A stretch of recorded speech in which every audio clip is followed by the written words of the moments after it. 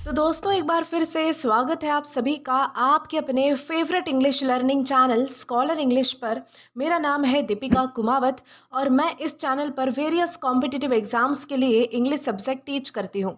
तो बेसिकली आज के इस वीडियो में हम डिस्कस करने जा रहे हैं द हिंदू एडिटोरियल का वोकैब एनालिसिस। आशा करती हूँ कि आप इन सेशंस के साथ रेगुलरली जुड़ रहे हैं और इनका बेनिफिट भी उठा रहे हैं, क्योंकि इन सेशंस का मकसद है आपके वोकैब पावर को और ज़्यादा इन्हांस करना। और ये जो वोकैब सेशंस है ये बैंक, एसएससी, रेलवे, यूपीएससी या फिर किसी भी कॉम्पिटिटिव एग्जाम के लिए इक्वली बहुत ही ज़्यादा इंपॉर्टेंट है। तो चलिए और ज़्यादा देर ना करते हुए बढ़ते हैं हमारे वोकैब शो की ओर और जानेंगे कि आज का हमारा सबसे पहला वर्ड कौन सा होता है। तो दोस्तों आज का हमारा सबसे पहला वर्ड आता है एक्सपीडियंट। दोस्तों एक्सपीडियंट का मतलब होता है जो सिचुएशन के हिसाब से तुरंत फायदेमंद या फिर प्रैक्टिकल हो। कोई सोल्यूशन हो सकता है, कोई डिसीजन हो सकता है, चाहे वो बेस्ट या फिर आइडियल सोल्यूशन ना हो, लेकिन उस टाइम के लिए वो फायदेमंद हो, उस टाइम के लिए वो काम कर जाए, तो उसे हम जो है वो एक्सपीडियंट कहते हैं। एक्सपीडियंट का मतलब होता है ऐसा डिसीजन, ऐसा एक्शन या फिर ऐसा सोल्यूशन जो किसी प्रॉब्लम को जल्दी और आसानी से हैंडल करने के लिए कन्वीनियंट या फिर प्रैक्टिकल माना जाता हो, लेकिन ज़रूरी नहीं है कि वो सबसे सही है, एथिकल है या फिर लॉन्ग टर्म सोल्यूशन है।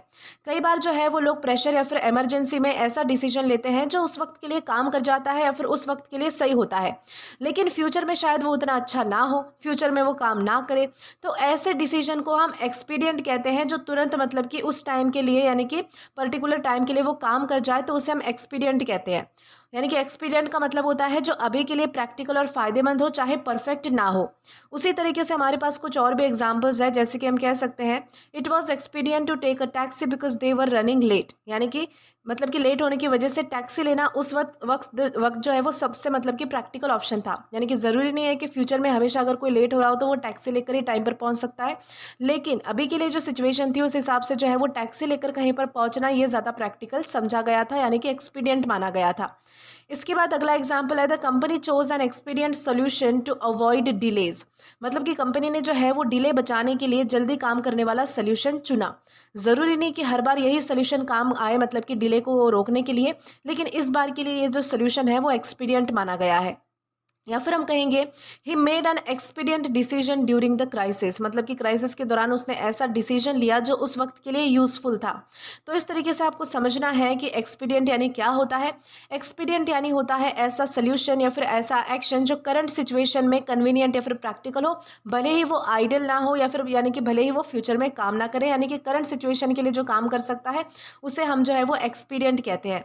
और ये भी ध्यान रखना है कि हमारे पास पार्ट्स ऑफ स्पीच में एग्जेक्टिव है, यानी कि विशेषण है। दोस्तों अगर बात की जाए इसके सिनोनिम्स की, तो सिनोनिम में हमारे पास है प्रैक्टिकल, कन्वीनियंट या फिर एडवांटेजेस। सबसे पहला हमारा वर्ड आता है प्रैक्टिकल।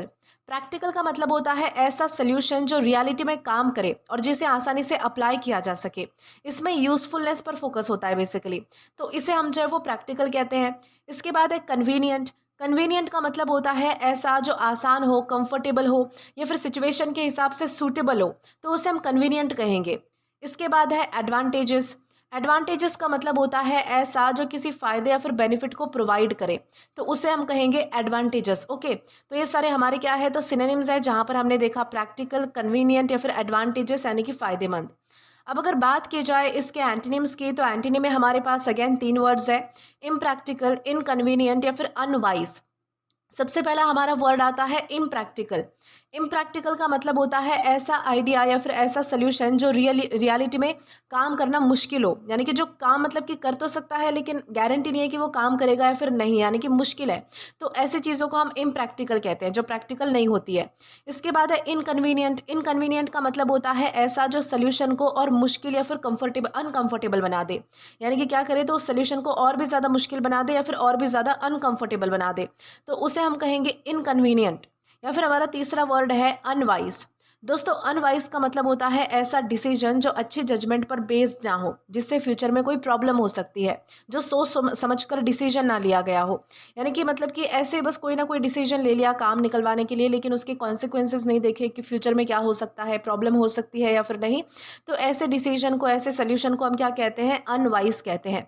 तो ये सारे हमारे क्या है, तो एंटोनिम्स है जिसमें हमने तीन वर्ड्स देखे, इम्प्रैक्टिकल, इनकन्वीनियंट या फिर अनवाइज।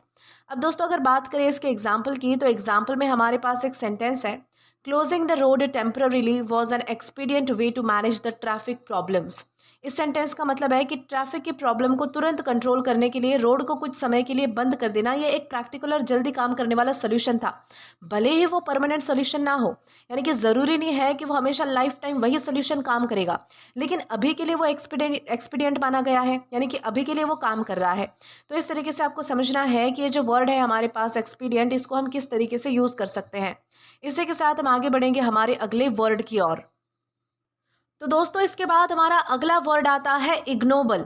दोस्तों इग्नोबल का मतलब होता है घटिया या फिर रिस्पेक्ट के लायक ना होने वाला, लो कैरेक्टर वाला जिसे हम कह सकते हैं, यानी कि जिसे रिस्पेक्ट नहीं देनी चाहिए, जो रिस्पेक्ट के लायक नहीं है। तो ऐसी किसी चीज़ को, ऐसे किसी कैरेक्टर को हम क्या कह सकते हैं, इग्नोबल कह सकते हैं। इग्नोबल का क्या मतलब होता है कि ऐसा बिहेवियर, ऐसा कोई एक्शन, यानी कि ऐसे कोई करतूत, ऐसा कोई कैरेक्टर, यानी कि ऐसा कोई चरित्र, ऐसा कोई व्यक्ति जो रिस्पेक्ट के लायक ना हो और जिसमें ऑनेस्टी, डिग्निटी या फिर अच्छे वैल्यूज़ की कमी होती है। जब कोई व्यक्ति बहुत ही सेल्फिश होता है, यानी कि खुद के बारे में ही सोचता है, बहुत ही चीप होता है या फिर मॉरली गलत तरीके से काम करता है, तब उसके एक्शंस यानी कि उसके जो काम होते हैं वो कैसे होते हैं, इग्नोबल, उन्हें इग्नोबल कहा जाता है। यानी कि उसके कामों को रिस्पेक्ट देने की कोई ज़रूरत नहीं होती, वो रिस्पेक्ट के लायक नहीं होते हैं। ये जो वर्ड है वो अक्सर किसी कैरेक्टर के लिए यूज़ हो सकता है, किसी मोटिव्स के लिए यूज़ हो सकता है, एक्शंस को डिस्क्राइब करने के लिए यूज़ हो सकता है। इसमें सिर्फ बुरा होने का आइडिया नहीं है, बल्कि रिस्पेक्ट खो देने वाला बिहेवियर भी शामिल है। तो ये बात आपको ध्यान रखनी है कि इग्नोबल का मतलब होता है ऐसा जो रिस्पेक्ट के लायक ना हो और लो कैरेक्टर को दिखाए। उसी तरीके से हमारे पास कुछ और भी एग्जाम्पल्स है, जैसे कि हम कह सकते हैं it was ignoble of him to take credit for someone else work. मतलब कि दूसरों के काम का क्रेडिट लेना एक बहुत ही घटिया और डिसरिस्पेक्टफुल काम था उसके लिए। या फिर हम कहेंगे his ignoble behaviour disappointed his friends. मतलब कि उसके लो लेवल बिहेवियर ने उसके दोस्तों को क्या कर दिया, नाराज कर दिया, निराश कर दिया, यानी कि हताश कर दिया। या फिर हम कहेंगे the player was criticised for his ignoble actions during the match. मतलब कि मैच के दौरान उसके अनफेयर एक्शंस की लोगों ने क्या की, तो निंदा की, टिप्पणियां की, भला बुरा कहा उसके एक्शंस को कि उसको ऐसा नहीं करना चाहिए था, ये बहुत ही एक शर्मिंदगी भरा एक्ट है या फिर इज्जत के लायक एक्ट नहीं है। तो इस तरीके से आपको समझना है कि इग्नोबल यानी क्या होता है। सिंपल वर्ड्स में मैं आपको बता दूं कि इग्नोबल का मतलब होता है ऐसा बिहेवियर या फिर ऐसा कैरेक्टर जो किसी इज्जत के लायक नहीं होता है, बेसिकली वो रिस्पेक्ट के लायक नहीं होता है जिसे हम कह सकते हैं। तो ये हमारा हो गया इग्नोबल। और ये भी ध्यान रखना है कि हमारे पास पार्ट्स ऑफ स्पीच में एग्जेक्टिव है, यानी कि विशेषण है। अब दोस्तों अगर बात की जाए इसके सिनोनिम्स की, तो सिनोनिम्स में हमारे पास है डिसऑनरेबल, बेस या फिर शेमफुल। सबसे पहला हमारा वर्ड आता है डिसऑनरेबल। डिसऑनरेबल का मतलब होता है ऐसा जो रिस्पेक्ट और इंटीग्रिटी के खिलाफ हो। ऐसे एक्शंस लोगों की नज़रों में इज्जत कम कर देते हैं, तो उसे हम कहेंगे डिसऑनरेबल। बेसिकली जो इज्जत के लायक नहीं है, जिसे हम जो है वो अच्छा नहीं मानते, यानी कि आइडल नहीं मानते हैं, उसे हम डिसऑनरेबल कह सकते हैं। यानी कि जो इज्जत के लायक नहीं है वो होता है डिसऑनरेबल। इसके बाद है बेस। बेस का मतलब होता है मॉरली लो या फिर सेल्फिश मोटिव से भरा हुआ, यानी कि जिसके इरादे कैसे हैं, सेल्फिश है, यानी कि खुदगर्ज इरादे हैं या फिर जो अपने बारे में ही सोचता है। इसमें कैरेक्टर की कमजोरी का आइडिया होता है बेसिकली, तो उसे हम बेस कह सकते हैं। तीसरा हमारे पास वर्ड है शेमफुल। शेमफुल का मतलब होता है ऐसा काम जिसके लिए इंसान को शर्म मतलब कि होनी चाहिए क्योंकि वो गलत है या फिर डिसरिस्पेक्टफुल है, यानी कि शर्मिंदगी महसूस कराने वाला कोई भी काम, उसे हम शेमफुल कह सकते हैं। तो ये सारे हमारे सिनोनिम्स हैं जहाँ पर हमने डिसऑनरेबल, बेस या फिर शेमफुल जैसे वर्ड्स देखे हैं। अब अगर एंटोनिम देखे जाए तो एंटोनिम में हमारे पास है नोबल, ऑनरेबल या फिर वर्चुअस। सबसे पहला वर्ड आता है नोबल। नोबल का मतलब होता है हाई कैरेक्टर, जेनरोसिटी, यानी कि खुले दिल वाला या फिर स्ट्रॉन्ग वैल्यूज दिखाना। ये इग्नोबल का सबसे डायरेक्ट अपोजिट है। ओके, नोबल का क्या मतलब होता है, जो बहुत ही महान है, जिसका कैरेक्टर, जिसका चरित्र बहुत ही अच्छा है, मतलब कि जो सेल्फिश नहीं है, खुद के बारे में नहीं सोचता है, जिसका मन बहुत बड़ा है, या फिर स्ट्रॉन्ग वैल्यूज़ है उसकी, मॉरल मतलब कि उसके मॉरल वैल्यूज़ डाउन नहीं है, उसका कैरेक्टर लो नहीं है। तो ऐसे व्यक्ति को हम क्या कहेंगे, नोबल कहेंगे, महान कहेंगे। दूसरा हमारा वर्ड है ऑनरेबल। ऑनरेबल का मतलब होता है जो इज्जत के लायक है, यानी कि ऑनेस्टी, फेयरनेस या फिर इंटीग्रिटी के साथ काम करना, जिससे क्या करे कि लोग उसकी रिस्पेक्ट करें इन सारे गुणों की वजह से, तो उसे हम ऑनरेबल कहेंगे। तीसरा हमारा वर्ड है वर्चुअस। वर्चुअस का मतलब होता है अच्छे मॉरल्स और प्रिंसिपल्स फॉलो करना, यानी कि अच्छी नियति पर चलना, अच्छी चीज़ें फॉलो करना। ऐसा व्यक्ति सही काम करने की कोशिश करता है बेसिकली, तो उसे हम कहेंगे वर्चुअस। वर्चुअस यानी कि एक तरीके से ईमानदार, एक तरीके से मतलब कि बहुत ही अच्छा इंसान, मॉरल चीज़ों को फॉलो करने वाला, यानी कि जो मतलब कि सेल्फिश ना हो। तो ऐसे व्यक्ति को या फिर ऐसे कैरेक्टर को हम वर्चुअस कहेंगे। तो ये सारे हमारे हो गए एंटोनिम्स, जहाँ पर हमने नोबल, ऑनरेबल और वर्चुअस जैसे वर्ड्स देखे हैं। अब अगर बात की जाए इसके एग्जाम्पल की, तो एग्जाम्पल में हमारे पास है it was ignoble ignoble of the politician to spread false rumours about his opponent. इस सेंटेंस का मतलब है कि पॉलिटिशियन ने अपने अपोनेंट के बारे में झूठी बातें यानी कि अफवाहें फैलाई, जो कि एक लो लेवल और रिस्पेक्ट के लायक ना होने वाला काम था। इसके लिए उसके एक्शंस को क्या कहा गया? इग्नोबल कहा गया। यानी कि उसके काम कैसे थे? तो इग्नोबल थे, यानी कि इज्जत के लायक नहीं थे। उसकी वजह से क्या हुआ? तो उसका कैरेक्टर गिर गया।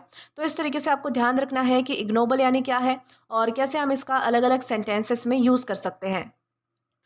तो दोस्तों इसके बाद हमारा अगला वर्ड आता है कंप्लेसेंट। कंप्लेसेंट का मतलब होता है दूसरों को खुश रखने के लिए खुद आसानी से मान जाने वाला, किसी भी बात पर बहुत ज़्यादा कोऑपरेटिव या फिर एग्रीएबल होना बेसिकली। यानी कि कंप्लेसेंट का मतलब होता है ऐसा व्यक्ति जो दूसरों की जो विशेस होती है, यानी कि दूसरों की इच्छाएं, दूसरों की रिक्वेस्ट और दूसरों के ओपिनियंस को मान लेने के लिए बहुत ही तैयार होता है वो व्यक्ति। ऐसे लोग जो है वो अक्सर आर्ग्यूमेंट्स अवॉइड करते हैं, यानी कि वो नहीं चाहते कि किसी भी तरीके का उनकी वजह से कोई झगड़ा हो, इसलिए बेहतर यह है कि मैं मान जाऊं। और ये जो है वो लोगों को खुश रखने के लिए एडजस्ट कर लेते हैं किसी भी तरीके से। ओके, ध्यान रहे कि कंप्लेसेंट का मतलब ये नहीं होता कि वो कॉम्प्लीमेंट दे रहा है। इसका मतलब है ओवरली एग्रीएबल या फिर अकोमोडेटिंग होना, यानी कि कहीं पे भी मान जाना, जी हजूरी करना बेसिकली। यानी कि झगड़े अवॉइड करने के लिए वो बंदा कुछ भी कर सकता है, स्पेशली वो किसी की भी बात मान सकता है, चाहे फिर वो गलत हो या फिर वो सही हो। लेकिन ध्यान रहे दोस्तों कि कई बार ये जो क्वालिटी है वो पॉजिटिव लग सकती है कि कोई जो है वो मतलब कि व्यक्ति बहुत ही एक्सेप्टेबल है, एग्रीएबल है, जल्दी से मान रहा है, झगड़ों को अवॉइड कर रहा है, तो हम इसे पॉजिटिव वे में देख सकते हैं। लेकिन कभी कभी इसका मतलब ये भी निकाला जा सकता है कि व्यक्ति अपने खुद की ओपिनियन को साइड में रखकर सिर्फ दूसरों को खुश करने की कोशिश कर रहा है। यानी कि वो अपना स्टैंड नहीं ले पा रहा है या फिर वो अपना ओपिनियन नहीं रख पा रहा है लोगों के सामने। यानी कि उसके मन में जो कुछ भी होगा कि इनका ये जो डिसीजन है वो सही है या फिर गलत है, वो मुझे बताना चाहिए, नहीं बताना चाहिए, तो ये थोड़ा जो है वो नेगेटिव टोन में आ जाता है कि वो अपना स्टैंड नहीं ले रहा, अपने ओपिनियंस नहीं बता रहा है, बल्कि जो दूसरों को मंजूर है उसी में उसकी मतलब की खुशी है। तो इस तरीके से आपको ध्यान रखना है कि कंप्लेसेंट यानी होता है दूसरों की बात आसानी से मान लेने वाला और उन्हें खुश रखने की कोशिश करने वाला। उसी तरीके से दोस्तों हमारे पास कुछ और भी एग्जाम्पल्स है, जैसे कि हम कह सकते हैं he was so complacent that he rarely disagreed with anyone. मतलब कि वो इतना एग्रीएबल था कि वो बहुत ही कम लोगों से असहमत होता था, यानी कि वो हर किसी से मतलब कि सहमति जताता रहता था इस तरीके से। या फिर हम कहेंगे the complacent employee accepted every request from his manager. मतलब कि एम्प्लॉय मैनेजर की लगभग हर रिक्वेस्ट मान लेता था, क्योंकि वो कैसा था? तो एग्रीएबल पर्सन था, यानी कि एक्सेप्टेबल पर्सन था, कंप्लेसेंट था। या फिर हम कहेंगे she remained complacent to avoid unnecessary arguments. मतलब कि उसने जो है वो झगड़ा अवॉइड करने के लिए दूसरों की बात मान ली, यानी कि वो नहीं चाहती थी कि किसी भी तरीके का झगड़ा हो, इसलिए बेहतर यह है कि वो बात मान ले। तो इस तरीके से यानी कि ओवरऑल मीनिंग में आपको मैं बता दूं कि कंप्लेसेंट का मतलब होता है ऐसा व्यक्ति जो दूसरों को सेटिस्फाई करने के लिए बहुत ही ज़्यादा विलिंग और एग्रीएबल हो, एक्सेप्टेबल हो, जो दूसरों की बात जो है वो बिना मतलब कि कुछ जाने पर के मान लेता हो। और ये भी ध्यान रखना है कि हमारे पास पार्ट्स ऑफ स्पीच में एग्जेक्टिव है, यानी कि विशेषण है। अब दोस्तों अगर बात की जाए इसके सिनोनिम्स की, तो सिनोनिम में हमारे पास है अकोमोडेटिंग, एग्रीएबल या फिर ऑब्लिगिंग। सबसे पहला हमारा वर्ड आता है अकोमोडेटिंग। अकोमोडेटिंग का मतलब होता है दूसरों की नीड्स यानी कि ज़रूरतों और रिक्वेस्ट के हिसाब से एडजस्ट करने के लिए तैयार रहना। ऐसा व्यक्ति जो है वो फ्लेक्सिबल होता है, यानी कि जैसा चाहे जिस जिस हिसाब से चाहे आप उसे ढाल सकते हो, यानी कि मनवा सकते हो बेसिकली उससे अपनी बात। देन इसके बाद है एग्रीएबल। एग्रीएबल का मतलब होता है आसानी से कॉपरेट करना या फिर हर बात पर अननेसेसरी अपोजिशन ना करना। यानी कि ये जो है वो किसी बात का विरोध नहीं करता है। इसे अगर दिख भी रहा है कि कोई चीज़ गलत हो रही है, तो ये पहले पहले सबसे पहले ये सोचेगा कि चलो जाने दो, झगड़ा नहीं होगा, इससे अच्छा है कि मैं मान ही जाता हूँ। तो ऐसे इंसान को हम एग्रीएबल कह सकते हैं, यानी कि जो आसानी से मान जाए।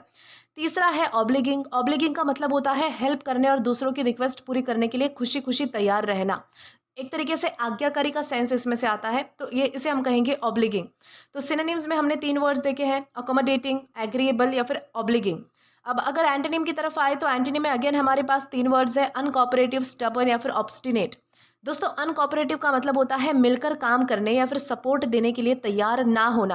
यानी कि जो मतलब कि मेल मिलाप नहीं रखता है, जो सहायता नहीं करता है, सपोर्ट नहीं करता है, जो मिलता नहीं है लोगों से बेसिकली काम करने के सेंस में, तो उसे हम अनकोऑपरेटिव कहते हैं, सहयोग ना करने वाला बेसिकली।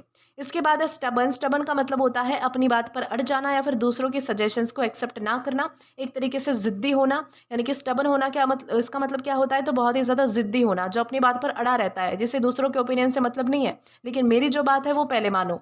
तो इस तरीके से उसे हम स्टबर्न कहेंगे। ऑब्स्टिनेट हमारा तीसरा वर्ड है। ऑब्स्टिनेट का मतलब होता है बहुत ही ज़्यादा ज़िद्दी होना और अपने ओपिनियन बदलने से इनकार कर देना, चाहे वो स्ट्रॉन्ग रीज़न ही क्यों ना दिए जाए। यानी कि चाहे उसकी बातों को अपोज करने के लिए सामने वाले लोग जो है वो उसे स्ट्रॉन्ग रीजंस दे रहे हैं कि तुम्हारी बात गलत है, ऐसा हम नहीं कर सकते, फिर भी ऑब्स्टिनेट पर्सन कैसा होगा कि नहीं, मेरी ही बात मानो, मेरी ओपिनियन को बदलने की मुझे ज़रूरत नहीं है, आपको ज़रूरत है। इस तरीके से, इस तरीके का जो है वो एक तरीके से नेगेटिव टाइप ऑफ एटीट्यूड उसमें होता है अपनी ज़िद को लेकर, तो उसे हम ऑब्स्टिनेट कहते हैं।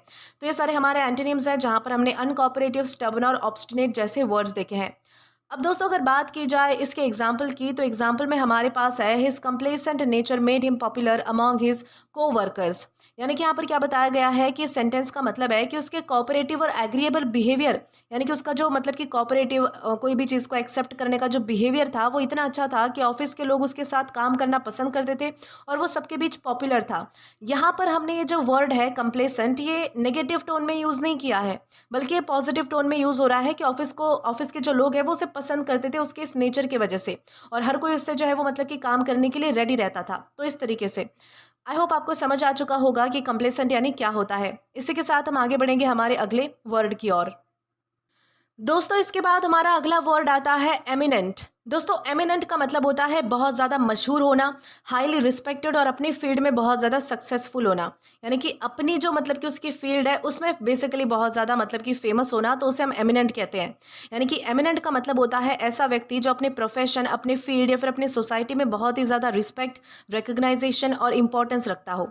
ऐसे लोग जो है वो अपनी अचीवमेंट्स, नॉलेज या फिर कॉन्ट्रीब्यूशन की वजह से दूसरों से अलग पहचान बना लेते हैं। ये जो वर्ड है वो ज़्यादातर डॉक्टर्स के लिए, साइंटिस्ट के लिए, राइटर्स, जजेस, लीडर्स, एक्सपर्ट्स, इनके लिए यूज़ होता है जिन्होंने अपने फील्ड में एक्सेप्शनल काम किया है और लोग उनकी इज्जत करते हैं। यानी कि वो अलग तरीके से थोड़ी पॉपुलर है लोगों के बीच में। यानी कि सिंपल वर्ड्स में आपको इतना ध्यान रखना है कि एमिनेंट का मतलब होता है बहुत ही रिस्पेक्टेड और अपने फील्ड में टॉप लेवल का माने जाने वाला। तो उसे हम क्या कहेंगे? उसे हम कहेंगे एमिनेंट। उसी तरीके से हमारे पास कुछ और एग्जांपल्स है, जैसे कि हम कह सकते हैं she is an eminent scientist known for her research. मतलब कि वो अपनी रिसर्च की वजह से बहुत ही ज़्यादा रिस्पेक्टेड साइंटिस्ट माना जाता है। यानी कि वो साइंटिस्ट तो है लेकिन अपनी फील्ड में, यानी कि जो और भी साइंटिस्ट हैं उनमें सबसे ज़्यादा पॉपुलर है, उनमें सबसे ज़्यादा फेमस है। या फिर हम कहेंगे the conference invited several eminent speakers. मतलब कि कॉन्फ्रेंस में बहुत ही मशहूर और बहुत ही रिस्पेक्टेड स्पीकर्स, यानी कि जो मतलब कि अपने आइडियाज़ रखते हैं, सबके सामने स्पीचेस देते हैं, उनको जो है वो बुलाया गया था बोलने के लिए। या फिर हम कहेंगे he became an eminent lawyer after years of success. Okay, मतलब कई सालों की सक्सेस के बाद वो एक बहुत ही रिस्पेक्टेड लॉयर बन गया। यानी कि लॉयर तो और भी थे लेकिन वो उन लॉयर्स में से भी सबसे ज़्यादा रिस्पेक्टेड है, सबसे ज़्यादा फेमस है, यानी कि सबसे ज़्यादा आइडियल है। तो इस तरीके से आपको ध्यान रखना है कि एमिनेंट यानी होता है ऐसा व्यक्ति जो अपनी अचीवमेंट्स और अपनी रेपुटेशन की वजह से बहुत ही ज़्यादा रिस्पेक्ट पाता है और बहुत ज़्यादा फेमस होता है, तो उसे हम कहेंगे एमिनेंट। और ये भी ध्यान रखना है कि हमारे पास पार्ट्स ऑफ स्पीच में एग्जेक्टिव है, यानी कि विशेषण है। अब दोस्तों अगर बात की जाए इसके सिनोनिम्स की, तो सिनोनिम्स में हमारे पास है डिस्टिंग्विश, रिनोड या फिर प्रेस्टिजियस। पहला वर्ड आता है डिस्टिंग्विश। डिस्टिंग्विश का मतलब होता है ऐसा व्यक्ति जो अपनी अचीवमेंट्स और एक्सीलेंस की वजह से अलग पहचान बना लेता हो, लोग उसकी रिस्पेक्ट करते हैं बेसिकली, तो उसे हम डिस्टिंग्विश कहेंगे। रिनो का मतलब होता है बहुत ही मशहूर और वाइडली नोन होना, यानी कि बहुत ज़्यादा पॉपुलर होना, खासकर किसी अचीवमेंट या फिर टैलेंट की वजह से। ओके, जैसे कि एक्टर्स होते हैं, सिंगर्स होते हैं, म्यूजिशियंस होते हैं, तो ये क्या है, बहुत ही मतलब कि रिनोड पर्सन है क्योंकि इनके अंदर टैलेंट है, इन्होंने बहुत कुछ मतलब कि अचीव किया है, तो उसे हम रिनो कहेंगे। इसके बाद हमारा वर्ड है प्रेस्टिजियस। प्रेस्टिजियस का मतलब होता है हाई स्टेटस और रिस्पेक्ट से जुड़ा हुआ। जब कोई व्यक्ति या फिर पोजीशन बहुत ही मतलब कि ऑनर पा लेती है तो उसे हम प्रेस्टिजियस कहते हैं। ओके, तो इस तरीके से आपको ध्यान रखना है कि सिनोनिम्स में हमने 3 वर्ड्स पढ़े हैं, डिस्टिंग्विश, रिनो या फिर प्रेस्टिजियस। अब दोस्तों अगर एंटोनिम्स की बात की जाए तो एंटोनिम्स में हमारे पास है ऑब्सक्योर, अननोन या फिर इनसिग्निफिकेंट। ऑब्सक्योर का मतलब होता है ऐसा जो ज़्यादा लोगों को पता ना हो या फिर जिसे रिकग्नाइजेशन ना मिली हो, यानी कि जो मतलब कि इतना ज़्यादा जाना माना नहीं है, इतना ज़्यादा फेमस नहीं है, लोग उसे जानते भी नहीं हैं, तो ऐसे व्यक्ति को हम क्या कह सकते हैं, ऑब्सक्योर कह सकते हैं। अननोन का मतलब होता है जिसके बारे में लोगों को जानकारी ना हो या फिर जो फेमस ना हो, जो किसी को पता ना हो, तो वो होता है अननोन। ओके, तीसरा है इनसिग्निफिकेंट। इनसिग्निफिकेंट का मतलब होता है ऐसा जो ज़्यादा इंपॉर्टेंस या फिर जो ज़्यादा इन्फ्लुएंस नहीं रखता हो, यानी कि जो ज़्यादा इंपॉर्टेंट नहीं है या फिर लोगों पर उसका जो है वो मतलब कि प्रभाव नहीं है। तो इस तरीके से आप जो है वो 3 वर्ड्स याद रखने हैं आपको एंटोनिम्स में, ऑब्सक्योर, अननोन या फिर इनसिग्निफिकेंट। अब दोस्तों अगर एग्जाम्पल की बात की जाए तो एग्जाम्पल में हमारे पास एक सेंटेंस है, the eminent surgeon was invited to speak at the international medical conference. यहाँ पर क्या बताया गया है, इस सेंटेंस का मतलब है कि सर्जन अपने फील्ड में इतना रिस्पेक्टेड और इतना सक्सेसफुल था कि उसे इंटरनेशनल मेडिकल कॉन्फ्रेंस में स्पीच देने के लिए इनवाइट किया गया। तो इस तरीके से आपको ध्यान रखना है कि ये जो वर्ड है हमारे पास एमिनेंट, हम इसे किस तरीके से यूज़ कर सकते हैं और हमें जो है वो मतलब कि अलग अलग सेंटेंसेस में इससे यूज़ करते वक्त कौन सी बातें ध्यान रखनी है। इसी के साथ हम आगे बढ़ेंगे हमारे अगले वर्ड की ओर। तो दोस्तों इसके बाद हमारा अगला वर्ड आता है कंटिंजेंट। दोस्तों कंटिंजेंट का मतलब होता है किसी और चीज़ पर डिपेंड करने वाला या एक स्पेसिफिक ग्रुप जो किसी पर्पस के लिए भेजा गया हो। यानी कि कंटिंजेंट के दो सबसे कॉमन मीनिंग्स होते हैं, यानी कि दो अलग अलग मीनिंग्स इस एक ही वर्ड के निकल कर आते हैं। सबसे पहला मीनिंग इसका होता है किसी कंडीशन या फिर किसी सिचुएशन पर डिपेंड करने वाला। जब कोई रिजल्ट, कोई प्लान या फिर एक्शन किसी और चीज़ के होने या फिर ना होने पर डिपेंड है, यानी कि निर्भर है, तब उसे हम कंटिंजेंट कह सकते हैं। जैसे कि फॉर एग्जाम्पल अगर मान लीजिए कि आप कोई ट्रिप प्लान कर रहे हो, लेकिन आपकी जो ट्रिप है वो वेदर पर डिपेंड करती है कि मौसम अच्छा है तो हम जा सकते हैं वरना नहीं। तो आपकी जो ट्रिप है वो क्या है, तो वेदर पर कंटिंजेंट है। तो ये हो गया हमारा सबसे पहला मीनिंग। अब दूसरा मीनिंग इस वर्ड का होता है किसी बड़े ग्रुप का एक स्पेसिफिक हिस्सा होना। ये जो है वो किसी टीम, किसी डेलीगेशन, किसी रिप्रेजेंटेटिव के ग्रुप के लिए भी यूज़ हो सकता है जो कि किसी इवेंट या फिर मिशन में पार्टिसिपेट करने के लिए भेजा गया हो। जैसे कि फॉर एग्जांपल मान लीजिए कि एक कंट्री का जो है वो एथलीट्स का ग्रुप है जो कि ओलंपिक्स में मतलब कि जा रहा है खेलने के लिए, तो उसे अ कंट्रीज कंटिंजेंट कहा जा सकता है। तो इस तरीके से आपको समझना है कि कंटिंजेंट का मतलब होता है या तो किसी कंडीशन पर डिपेंड करने वाला या फिर किसी बड़े ग्रुप का एक स्पेसिफिक हिस्सा। उसी तरीके से हमारे पास कुछ और भी डेली लाइफ के एग्जांपल्स है, जैसे कि हम कह सकते हैं our picnic is contingent on good weather. मतलब कि पिकनिक तभी होगी अगर वेदर अच्छा होगा, यानी कि हमारी जो पिकनिक है वो किस चीज़ पर डिपेंड है, तो वेदर पर डिपेंड है। ये हमने जो है वो पहले वाले मीनिंग के हिसाब से एग्जाम्पल देखा है। या फिर हम कह सकते हैं the bonus is contingent upon meeting the target, यानी कि बोनस टारगेट अचीव करने पर डिपेंड करता है। या फिर हम कहेंगे a large contingent of students attended the competition, मतलब कि स्टूडेंट्स का एक बड़ा सा ग्रुप कंपटीशन में आ गया। यानी कि ये जो है वो मतलब कि दूसरे वाला जो हमने हमने जो इसका मीनिंग देखा था कंटिंजेंट का, उसका ये एग्जांपल है। इसमें जो है वो एक मतलब कि बड़े से ग्रुप का एक हिस्सा इस मतलब कि इस मीनिंग का सेंस इस वर्ड में आ रहा है बेसिकली। यानी कि ओवरऑल मीनिंग क्या, आपको इतना ध्यान रखना है कि कंटिंजेंट का मतलब होता है या तो किसी कंडीशन पर डिपेंड करने वाला या फिर किसी पर्पस के लिए भेजा गया कोई स्पेसिफिक ग्रुप, उसे हम कहते हैं कंटिंजेंट। और ये भी ध्यान रखना है कि हमारे पास पार्ट्स ऑफ स्पीच में मतलब कि एग्जेक्टिव है, ये सबसे कॉमन है और ये नाउन भी कंसिडर किया जाता है जब हम इसको ग्रुप के सेंस में यूज़ करते हैं। ओके, तो ये दोनों चीज़ें आपको ध्यान रखनी है कि वैसे तो ये एग्जेक्टिव के सेंस में यूज़ होता है सबसे कॉमनली, लेकिन जब हम इसे ग्रुप के सेंस में यूज़ करते हैं तो हम इसे नाउन बोल के मतलब कि यूज़ कर सकते हैं। अब दोस्तों अगर सिनोनिम की बात की जाए तो सिनोनिम में हमारे पास है डिपेंडेंट, कंडीशनल या फिर सब्जेक्ट। सबसे पहला हमारा वर्ड आता है डिपेंडेंट। डिपेंडेंट का मतलब चीज़ पर निर्भर होना, अगर वो चीज़ ना हो तो रिजल्ट भी नहीं मिलेगा, ऐसे उसकी कंडीशन हो जाती है तो उसे हम डिपेंडेंट कहते हैं। दूसरा हमारा वर्ड है कंडीशनल। कंडीशनल मतलब होता है किसी स्पेसिफिक कंडीशन के पूरे होने पर बेस्ड होना, यानी कि अगर वो कंडीशन सही से पूरी होगी तो ही हमारा काम बन पाएगा, यानी कि डिपेंडेंसी वाला ही सेंस इसमें से निकल कर आ रहा है। तीसरा हमारा वर्ड है सब्जेक्ट। सब्जेक्ट का मतलब होता है किसी रूल, कंडीशन या फिर सिचुएशन के हिसाब से इन्फ्लुएंस में होना या फिर उस पर डिपेंड करना। तो ये सारे हमारे वर्ड्स हैं सिनोनिम्स में, डिपेंडेंट, कंडीशनल या फिर सब्जेक्ट। वहीं अगर एंटोनिम की बात करें तो एंटोनिम में हमारे पास है इंडिपेंडेंट, अनकंडीशनल या फिर एब्सोल्यूट। सबसे पहला हमारा वर्ड है इंडिपेंडेंट। इंडिपेंडेंट का मतलब होता है किसी और चीज़ पर डिपेंड ना करना, आज़ाद होना, स्वतंत्र होना, तो उसे हम इंडिपेंडेंट कहते हैं। अनकंडीशनल का मतलब होता है जो बिना कंडीशन के हो सकता है, जिसमें कोई शर्त नहीं होती है कि ये चीज़ होगी तभी हमारा काम होगा, जो मतलब कि बिना शर्त के हो सकता है। एब्सोल्यूट का मतलब होता है पूरी तरह फिक्स्ड और किसी फैक्टर पर निर्भर ना होना, यानी कि इसमें जो है वो डिपेंडेंसी वाला सेंस कहीं पर भी नहीं है, तो उसे हम एब्सोल्यूट कहेंगे। तो दोस्तों अगर बात की जाए अब हमारे एग्जाम्पल सेंटेंस की, क्योंकि यहाँ तक तो हमने एंटोनिम्स पढ़ लिए, तो एग्जाम्पल में हमारे पास है the company's expansion plans are contingent on securing additional funding. इसका मतलब है, इस सेंटेंस का क्या मतलब है कि कंपनी के जो एक्सपेंशन प्लान्स है वो तभी आगे बढ़ेंगे जब उसे एक्स्ट्रा फंडिंग मिल जाएगी, यानी कि एक्सपेंशन फंडिंग पर डिपेंड करता है, इसलिए वो क्या है, तो कंटिंजेंट है। इस तरीके से आपको ध्यान रखना है कि कैसे हम इस वर्ड का अलग अलग सेंटेंसेस में यूज़ कर सकते हैं। इसी के साथ हम आगे बढ़ेंगे हमारे अगले वर्ड की ओर। दोस्तों इसके बाद हमारा अगला वर्ड आता है मॉलिफाई। दोस्तों मॉलिफाई का मतलब होता है किसी को शांत करना, गुस्सा या फिर नाराज़गी कम करना किसी की। बेसिकली मनाना जिसे हम कह सकते हैं उसे हम मॉलिफाई कहेंगे। मॉलिफाई का मतलब होता है किसी व्यक्ति के गुस्से को, अपसेट फीलिंग्स को या फिर डिससेटिस्फैक्शन को कम करना और उसे शांत या फिर सेटिस्फाइड बनाना। जब कोई इंसान नाराज़ हो और आप अपनी बातों से, अपने किसी इशारे से, जेस्चर से, एक्शन से उसका गुस्सा अगर कम करने की कोशिश करें, उसका गुस्सा ठंडा करें, उसे मनाए, बहलाए, फुसलाए, तब आप उसे जो है वो मॉडिफाई करना कह सकते हैं।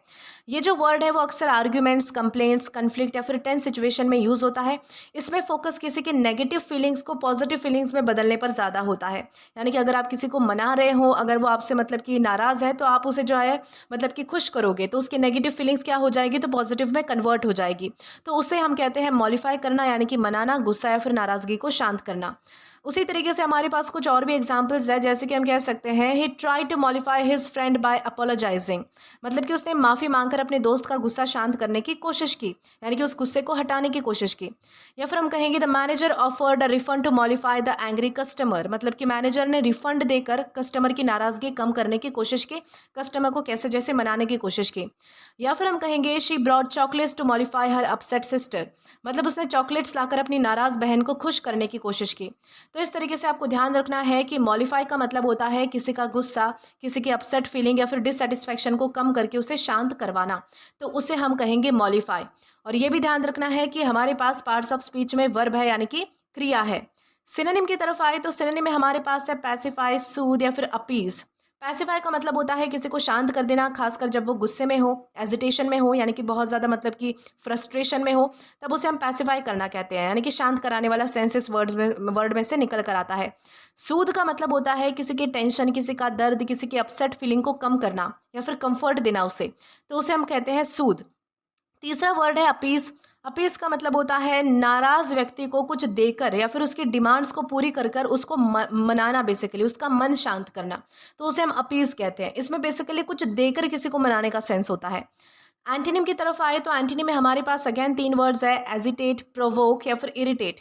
सबसे पहला हमारा वर्ड आता है एजिटेट। एजिटेट का मतलब होता है मतलब किसी और को ज़्यादा अपसेट, टेंस या फिर डिस्टर्ब कर देना, किसी को परेशान करना, तो उसे हम एजिटेट कहते हैं, गुस्सा दिलाना बेसिकली। प्रोवोक का मतलब होता है किसी को जानबूझकर गुस्सा दिलाना, स्ट्रॉन्ग रिएक्शन पैदा करना किसी व्यक्ति में, तो उसे हम प्रोवोक करना कहते हैं। इरिटेट का मतलब होता है किसी को अनॉयड या फिर नाराज़ कर देना, यानी कि बहुत ही परेशान करना, तो उसे हम क्या कहेंगे, इरिटेट करना हम उसे कहेंगे। तो ये सारे हमारे क्या है, तो एंटोनिम्स हैं, जहाँ पर हमने एजिटेट, प्रोवोक या फिर इरिटेट जैसे वर्ड्स देखे हैं। अब अगर एग्जाम्पल की बात की जाए तो एग्जाम्पल में हमारे पास है the teacher try to modify the students after the surprise test announcement. इस सेंटेंस का मतलब है कि सरप्राइज टेस्ट की अनाउंसमेंट के बाद स्टूडेंट जो है वो बहुत ही ज़्यादा अपसेट हो चुके थे, इसीलिए टीचर ने उन्हें समझाकर उनकी टेंशन कम करके शांत कराने की कोशिश की, यानी कि उन्हें मनाने की कोशिश की बेसिकली।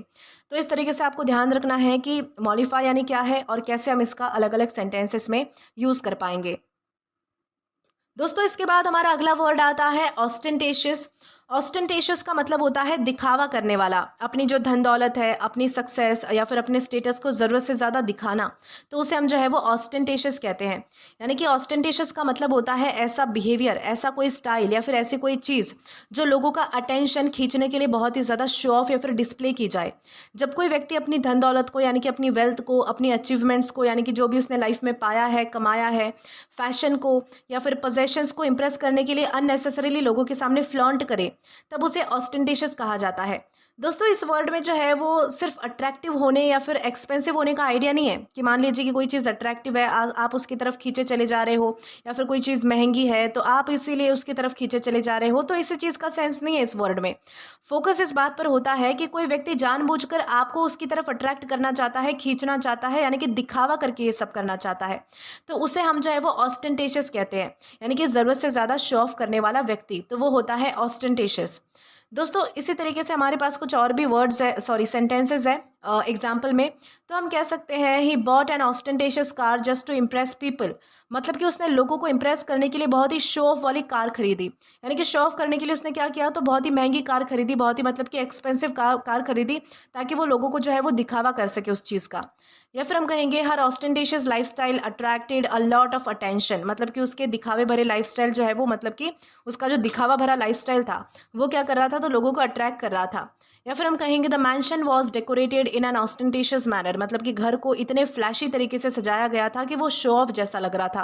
यानी कि बहुत ही उसे मतलब कि बहुत ही ज़्यादा उसे सजाया गया था, लोग उससे अट्रैक्ट हो रहे थे, लेकिन वो ज़्यादा अट्रैक्टिव से ज़्यादा क्या लग रहा था, तो दिखावा लग रहा था। जैसे कि उस व्यक्ति ने घर को सजाकर कोई दिखावा किया हो, जैसे कि उसके पास कितने ज़्यादा पैसे हैं, इस तरीके से। यानी कि ओवरऑल मीनिंग के लिए आपको इतना ध्यान रखना है कि ऑस्टेंटेशियस का मतलब होता है ऐसा जो अटेंशन पाने के लिए अपनी वेल्थ, अपनी स्टेटस या फिर अपनी सक्सेस का ज़्यादा दिखावा करे, तो उसे हम कहेंगे ऑस्टेंटेशियस। और ये भी ध्यान रखना है कि हमारे पास पार्ट्स ऑफ स्पीच में एग्जेक्टिव है, यानी कि विशेषण है। सिनोनिम की बात की जाए तो सिनोनिम में हमारे पास है शोई, फ्लैशी या फिर प्रिटेंशियस। सबसे पहला वर्ड आता है शोई। शोई का मतलब होता है ऐसा जो लोगों का अटेंशन खींचने के लिए बहुत ही ज़्यादा नोटिसेबल और डिस्प्ले ओरिएंटेड हो। फ्लैशी का मतलब होता है जो बहुत ही ज़्यादा ब्राइट है, स्टाइलिश है और अटेंशन ग्रैबिंग है। अक्सर शो ऑफ के पर्पज़ से ये वर्ड यूज़ हो सकता है। प्रिटेंशियस का मतलब होता है अपने आप को रियलिटी से ज़्यादा इंपॉर्टेंट, रिच या फिर सोफिस्टिकेटेड दिखाने की कोशिश करना, यानी कि जितना वो है नहीं उससे ज़्यादा दिखावा करने की कोशिश करना, स्पेशली मतलब कि पैसों के मामले में। तो ये सारे हमारे क्या है, तो सिनोनिम्स है जहाँ पर हमने शोई, फ्लैशी और प्रिटेंशियस जैसे वर्ड्स देखे हैं। अब अगर एंटोनिम की बात की जाए तो एंटोनिम में हमारे पास है मॉडेस्ट, हम्बल या फिर अनअज्यूमिंग। सबसे पहला वर्ड है मॉडेस्ट। मॉडेस्ट का मतलब होता है अपनी अचीवमेंट या फिर अपने पोजेशंस का ज़्यादा दिखावा ना करना, यानी कि जो मतलब कि सभ्य है एक तरीके से, जिससे कोई मतलब नहीं है कि मेरे पास कितनी वेल्थ है, ये सारी जो मतलब कि दिखाने की कोशिश नहीं करता है जो व्यक्ति, तो उसे हम मॉडेस्ट कहेंगे। हम्बल का मतलब होता है डाउन टू अर्थ रहना, अपनी इंपॉर्टेंस को अननेसेसरीली हाईलाइट ना करना बेसिकली, तो उसे हम कहते हैं हम्बल। तीसरा है अनअज्यूमिंग। अनअज्यूमिंग का मतलब होता है सिंपल और बिना अटेंशन मैनेज रहना, यानी कि जिसे ज़्यादा अटेंशन भी नहीं चाहिए, ज़्यादा मतलब कि इतना शो ऑफ नहीं करना है, जो मतलब कि नेचुरल रहता है उसे हम अनअज्यूमिंग कहेंगे। तो दोस्तों ये सारे हमारे क्या है, तो ये सारे हमारे एंटोनिम्स हैं जहाँ पर हमने मॉडेस्ट, हम्बल और अनअज्यूमिंग जैसे वर्ड्स देखे हैं। अब अगर बात की जाए इसके एग्जाम्पल की, तो एग्जाम्पल में हमारे पास है his ostentatious display of wealth made many people uncomfortable. दोस्तों इस सेंटेंस का मतलब है कि उसने अपनी दौलत को इतना ज़्यादा शो ऑफ किया कि उसके आसपास के कई लोग अनकंफर्टेबल महसूस करने लगे थे उसके दिखावे को देखकर। तो इस तरीके से आपको ध्यान रखना है कि ऑस्टेंटेशियस यानी क्या है और कैसे हम इसका अलग अलग सेंटेंसेस में यूज़ कर पाएंगे। इसी के साथ हम आगे बढ़ेंगे हमारे अगले वर्ड की ओर। तो दोस्तों इसके बाद हमारा अगला वर्ड आता है लूडिक्रस। दोस्तों लूडिक्रस का मतलब होता है इतना बेकार, इतना अजीब या फिर कोई चीज़ इतनी फनी कि उस पर हंसी आ जाए, कोई चीज़ बिल्कुल एब्सर्ड हो, ऊट पटांग हो। बेसिकली ये जो ऊट पटांग वर्ड है ये इसका मतलब कि रियल मीनिंग है लूडिक्रस का। लूडिक्रस का मतलब होता है कि कोई आइडिया, कोई स्टेटमेंट, कोई प्लान हो सकता है या फिर कोई सिचुएशन हो सकती है जो कि इतनी अनरीजनेबल, इतनी फुलिश या फिर इतनी रिडिकुलस हो कि उसे सीरियसली लेना मुश्किल हो जाए। ऐसी चीज़ देखकर या फिर सुनकर लोगों को हंसी आ सकती है क्योंकि वो बिल्कुल ही सेंस नहीं बनाती। ये जो वर्ड है वो अक्सर उन बातों के लिए यूज़ होता है जो हद से ज़्यादा अजीब है, बेकार है या फिर अनरियलिस्टिक लगती है, तो उसे हम क्या कहेंगे, लूडिक्रस हम उसे कहेंगे। और जैसे कि यानी कि सिंपल वर्ड्स में आपको इतना ध्यान रखना है कि लूडिक्रस का मतलब होता है इतना रिडिकुलस कि हंसी आ जाए। उसी तरीके से हमारे पास कुछ और भी एग्जाम्पल्स है, जैसे कि हम कह सकते हैं the price they ask for that old chair was ludicrous, मतलब कि उस पुरानी चेयर के लिए जो प्राइस मांगा गया था वो इतना ज़्यादा था कि बिल्कुल अनरीजनेबल लग रहा था। इस तरीके से आप इसका यूज़ कर पाओगे। It is ludicrous to think you can learn a language in one day, मतलब कि एक दिन में पूरी लैंग्वेज सीखने की बात बिल्कुल अनरियलिस्टिक लगती है, ये बिल्कुल अजीब बात है, इस पर हंसी आ जाएगी किसी को भी कि तुम एक दिन में कोई भी लैंग्वेज सीख जाओगे। या फिर his excuse was ludicrous that nobody believed him, मतलब कि उसका जो बहाना था वो इतना अजीब था कि या तो सबको हंसी आ गई या फिर किसी ने जो है वो उस पर भरोसा नहीं किया। तो इस तरीके से आपको ध्यान रखना है कि कैसे आप इसका सेंटेंसेस में यूज़ कर पाओगे। ludicrous का मतलब होता है बहुत ही फुलिश, एब्सर्ड या फिर रिडिकुलस या फिर जो हंसी दिलाए ऐसी कोई चीज़। और ये भी ध्यान रखना है कि हमारे पास पार्ट्स ऑफ स्पीच में एग्जेक्टिव है यानी कि विशेषण है। दोस्तों अगर सिनोनिम की बात की जाए तो सिनोनिम में हमारे पास है रेडिकुलस, एब्सर्ड या फिर प्रिपोस्टेरस। सबसे पहला वर्ड आता है रेडिकुलस। रेडिकुलस का मतलब होता है इतना सिली या फिर इतना अनरीजनेबल होना कि लोग उस पर हंसने लगे या फिर उसे सीरियसली ना ले, तो उसे हम कहेंगे रेडिकुलस। दूसरा हमारा वर्ड है एब्सर्ड। एब्सर्ड का मतलब होता है बिल्कुल लॉजिक के खिलाफ या फिर सेंस ना बनाने वाला, जिसमें कोई लॉजिक नहीं होता, जिसमें कोई सेंस नहीं होता, तो उसे हम एब्सर्ड कहते हैं। तीसरा हमारा वर्ड है प्रिपोस्टेरस। प्रिपोस्टेरस का मतलब होता है बहुत ही ज़्यादा अनरीजनेबल या फिर अनबिलीवेबल होना। ये ल्यूडिक्रस से भी थोड़ा स्ट्रॉन्गर लग सकता है बेसिकली, इसमें और भी ज़्यादा स्ट्रॉन्ग सेंस होता है इन सारे मीनिंग्स का कि कोई चीज़ मतलब कि बिल्कुल सेंस नहीं बनाती है या फिर जिस चीज़ से हमें हंसी आ जाए सुनकर, जो हमें मतलब कि हम उससे रिलेट नहीं कर पाते, तो उसे हम प्रिपोस्टेरस कह सकते हैं। ये सारे हमने सिनोनिम्स में देखा। एंटोनिम्स की अगर बात की जाए तो एंटोनिम्स में हमारे पास 3 वर्ड्स है, सेंसिबल, रीजनेबल या फिर रैशनल। सेंसिबल का मतलब होता है प्रैक्टिकल और कॉमन सेंस पर बेस्ड होना।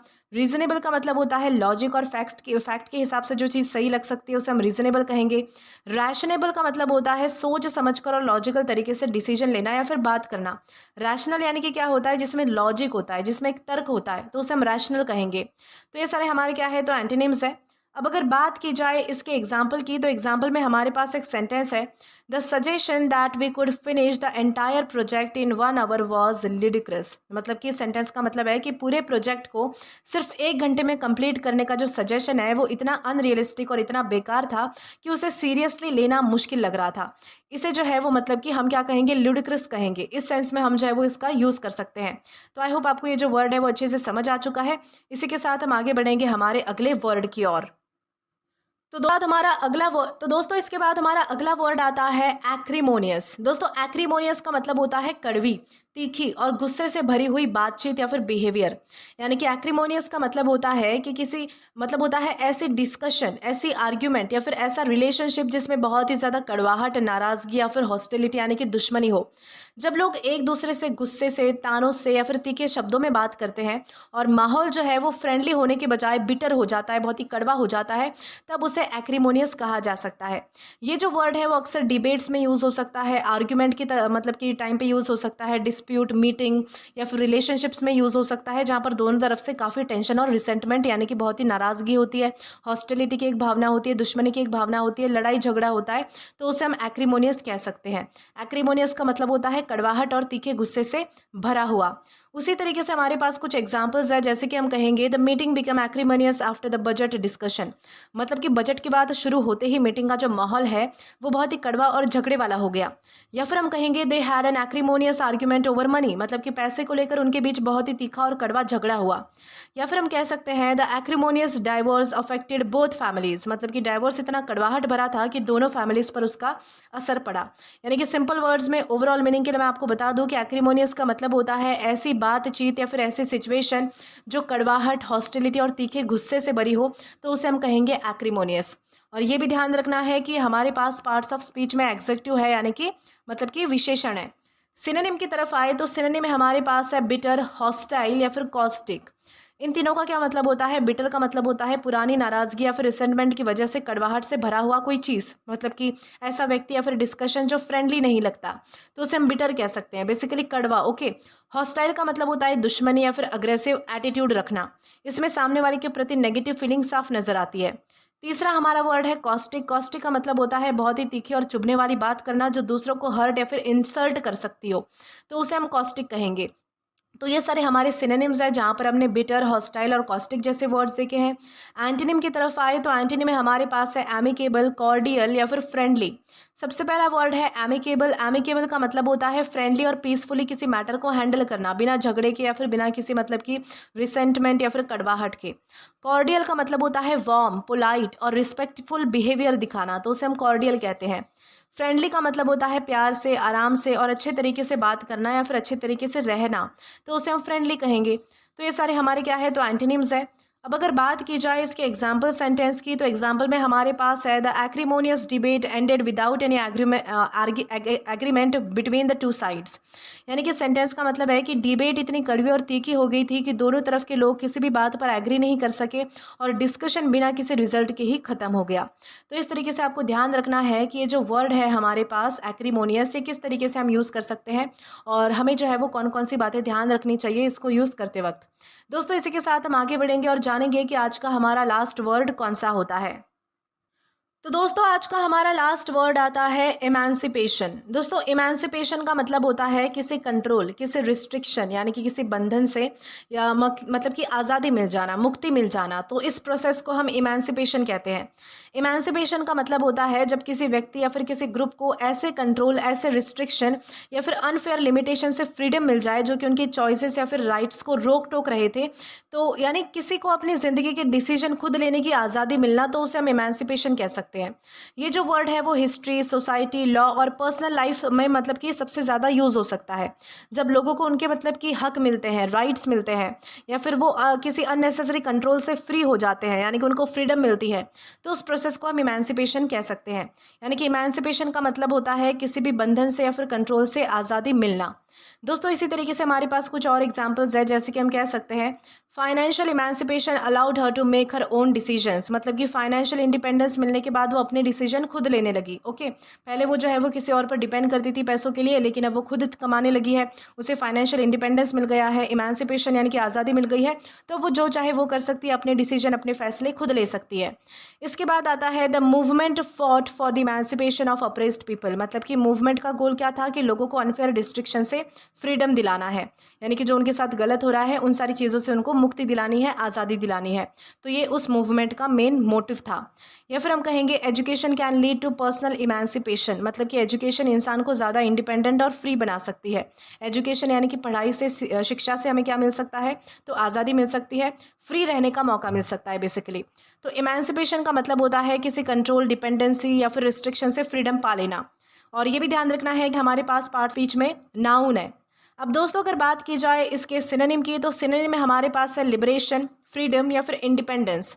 सबसे पहला वर्ड आता है लिबरेशन। लिबरेशन का मतलब होता है किसी कंट्रोल, किसी प्रेशर या फिर रिस्ट्रिक्शन से फ्री होना। ये इमेंसिपेशन का बहुत ही क्लोज सिनोनिम है। इसके बाद है फ्रीडम। फ्रीडम का मतलब होता है आज़ादी, स्वतंत्रता, अपनी चॉइसेस और एक्शंस को बिना अननेसेसरी रिस्ट्रिक्शंस के मतलब कि कर पाना, जो चाहे जो मनाए वो करना, तो उसे हम फ्रीडम कहेंगे। इंडिपेंडेंस का भी सेम मतलब है। इंडिपेंडेंस का मतलब होता है आज़ादी, दूसरों पर ज़्यादा डिपेंड ना रहना, अपने डिसीजन खुद लेने की एबिलिटी रखना, तो उसे हम इंडिपेंडेंस कहते हैं। ये सारे हमारे क्या है, तो सिनोनिम्स है। एंटोनिम की तरफ आए तो एंटोनिम में हमारे पास है ऑपरेशन, कैप्टिविटी या फिर सब्जुगेशन। दोस्तों ऑपरेशन का मतलब होता है उत्पीड़न करना बेसिकली। ऑपरेशन का मतलब होता है लोगों पर अनफेयर कंट्रोल रखना, प्रेशर डालना, उनके राइट्स को लिमिट करना, उनके अधिकारों को क्या करना, तो अपने कंट्रोल में रख लेना, उसे हम कहेंगे ऑपरेशन। बेसिकली किसी को सताना, किसी को उत्पीड़ित करना, तो ये सारा सेंस इसमें से निकल कर आता है। कैप्टिविटी का मतलब होता है किसी कंट्रोल या फिर कन्फाइनमेंट पे रहना, पूरी फ्रीडम ना होना, बेसिकली कैद रहना जिसे हम कह सकते हैं, पिंजरे में बंद रहना जिसे हम कह सकते हैं, उसे हम कैप्टिविटी कहेंगे। कैद रहने का सेंस इस वर्ड में से हमें मिलता है। सब्जुगेशन हमारा लास्ट वर्ड है। इसका मतलब होता है किसी व्यक्ति या फिर ग्रुप को अपने कंट्रोल के नीचे रखना, उनकी इंडिपेंडेंस को कम कर देना, तो उसे हम जो है वो मतलब कि सब्जुगेशन कह सकते हैं। तो ये सारे हमारे एंटोनिम्स हो गए, जहाँ पर हमने ऑपरेशन, कैप्टिविटी और सब्जुगेशन जैसे वर्ड पढ़े हैं। अब अगर एग्जाम्पल की बात करें तो एग्जाम्पल में हमारे पास एक सेंटेंस है, the reform played a major role in the emancipation of many people from unfair restrictions. इस सेंटेंस का मतलब है कि उस रिफॉर्म ने बहुत से लोगों को अनफेयर रूल्स और लिमिटेशन से आज़ादी दिलाने में बहुत ही इंपॉर्टेंट रोल निभाया है, जिससे कि वो ज़्यादा फ्री और इंडिपेंडेंट हो गए हैं, यानी कि उन्हें आज़ादी मिली है। तो इस तरीके से आपको ध्यान रखना है कि ये जो वर्ड है इमेंसिपेशन, इसको हम किस तरीके से यूज़ कर सकते हैं। तो दोस्तों आज के लिए बस इतना ही। इसी के साथ हमारे सारे वर्ड्स यहीं पर ख़त्म होते हैं। आशा करती हूँ कि आपको ये जो सारे वर्ड्स हैं वो समझ आए हैं और अच्छे से मतलब कि हर एक का मीनिंग भी पसंद आया है और समझ आया है आपको। दोस्तों अगर आपने अभी तक हमारा टेलीग्राम चैनल ज्वाइन नहीं किया है तो टेलीग्राम पर English with Deepika Kumawat search करके या फिर डिस्क्रिप्शन में दिए गए लिंक के थ्रू, साथ ही साथ अभी जो आपको आपके स्क्रीन पर QR कोड दिख रहा है, वहाँ से भी आप जो है वो डायरेक्टली स्कैन करके हमारा टेलीग्राम चैनल ज्वाइन कर सकते हैं, ताकि आप कभी भी किसी भी नए आने वाले वीडियोज़ को लेकर कोई भी अपडेट को मिस ना करें। और दोस्तों अगर आपको आज का ये वीडियो पसंद आया है या फिर हेल्पफुल लगा है तो do like this video, subscribe the channel and share as much as you can. और अगर आपने इससे पहले वाले वीडियोस नहीं देखे हैं तो यहाँ पर मैंने एक प्लेलिस्ट प्रोवाइड कर दी है, जहाँ पर आप क्लिक करके वो सभी पहले वाले वीडियोस भी देख सकते हैं और एक्सप्लोर कर सकते हैं। Till then keep learning. Thank you.